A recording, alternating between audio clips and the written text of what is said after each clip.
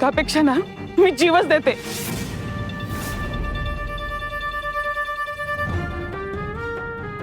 मामी थांब.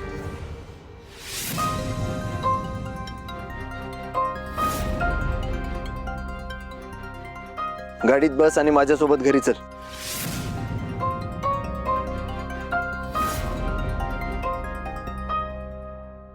चल.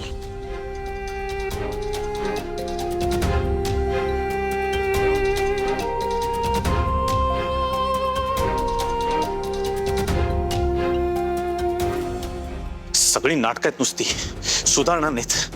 पटलं होतं इतक्या वर्षात काहीतरी बदल झाला असेल, पण चित्त्याची खोड मेल्याशिवाय जाणार नाही. मधू मधू मधू, अरे पोरा काय झालं? कुणावर वैतागलायस इतका? भाऊ भाऊ तुम्हाला सांगतो ते. पप्पा काय झालं? कुणाबद्दल बोलताय तुम्ही?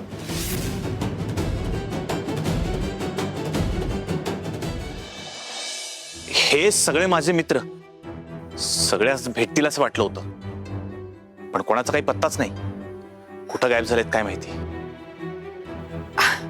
अहो मग तुम्ही तुमच्या नेहमीच्या जागेवर जाऊन बघितलं का? कशाचा काही उपयोग नाही. उगाच खोटी आशा नको. पप्पा अहो आई.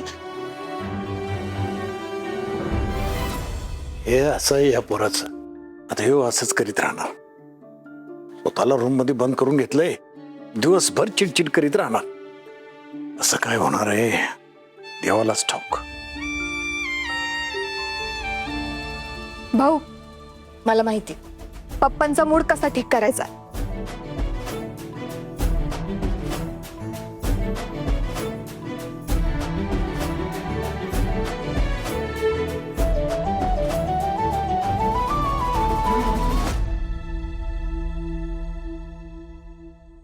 आई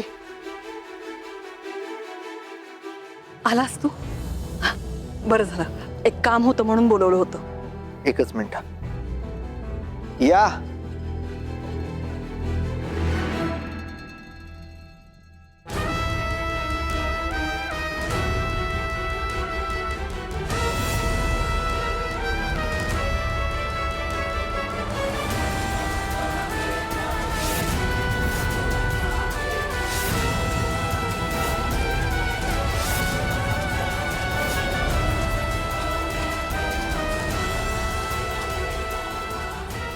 काय ग, तू इथे कशी? आई मीच घेऊन आलोय मामीला इथं. धैर्य, मी जाते. ज्याचं कोणीच नसतं ना त्यांचा देव असतो. इथे देवाकडेच जाते.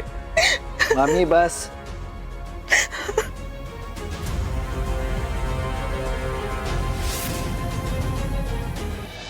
आई काही दिवस मामी इथं आपल्या घरीच राहणार आहे.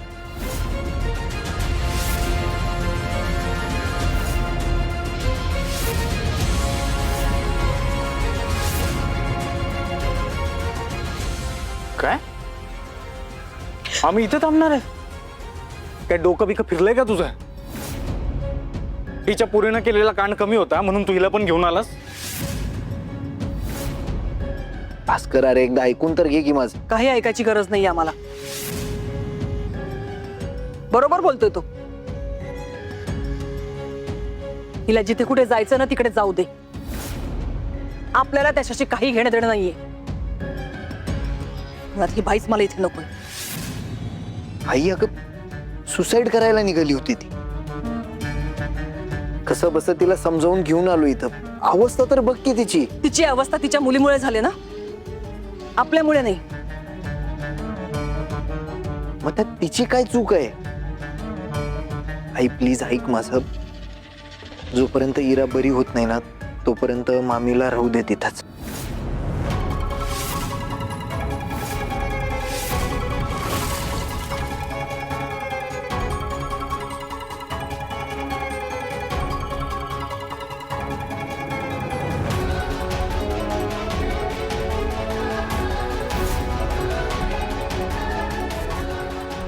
ठीक आहे. फक्त तुझ्या शब्दाखातर ठेवते इथे तिला.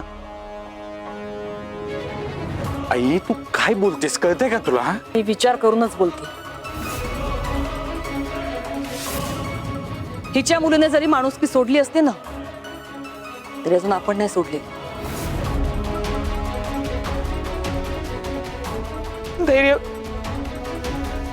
तुमचे खूप उपकार झाले. हनुवंश तुमचे, नाहीतर या अशा अवस्थेत जीव देण्या वाचून माझ्याकडे दुसरा कुठलाच पर्याय नव्हता. एकदा इरा शुद्धीत आली ना मग आम्ही दोघी दूर कुठेतरी निघून जाऊ. मामी, तुला जरी या घरात घेऊन आलो असलो ना तरी एक गोष्ट लक्षात ठेव, इरानं जे काही केलंय ना त्याची शिक्षा तिला भोगायलाच लागणार आहे. जशी इरा शुद्धीवर येईल मी आधी तिला पोलिसांच्या ताब्यात देणार आहे आणि त्यावेळी मी कोणाचं काही ऐकून घेणार नाहीये. जा तू इराच्याच रूम मध्ये राहा.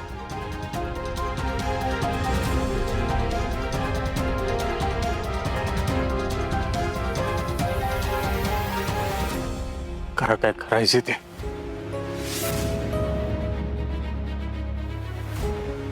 धैर्य, गरज नसताना ना खूप काही करतोस तू. या अशा लोकांना मदत करण्यापेक्षा ना आयुष्यात खूप कामं पडलेत आपल्याला, तिथे लक्ष दे.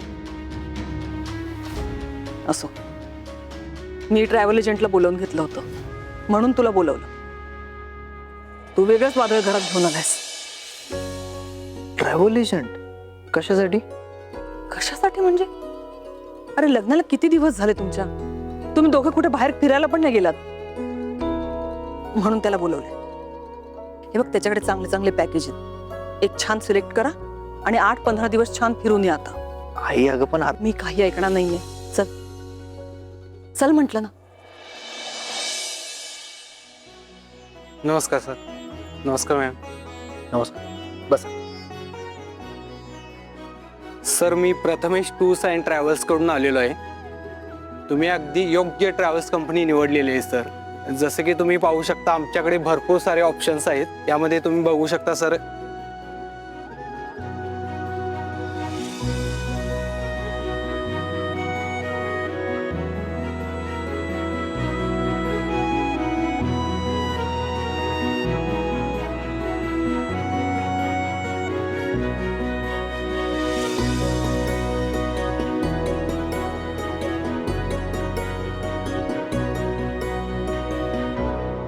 बरं बरं, ठीक आहे. जेव्हा आमचं जायचं ठरल तेव्हा कळवतो तुम्हाला. तुम्ही या आता. पण धैर्य, आई, आपण बोलूयात जरा.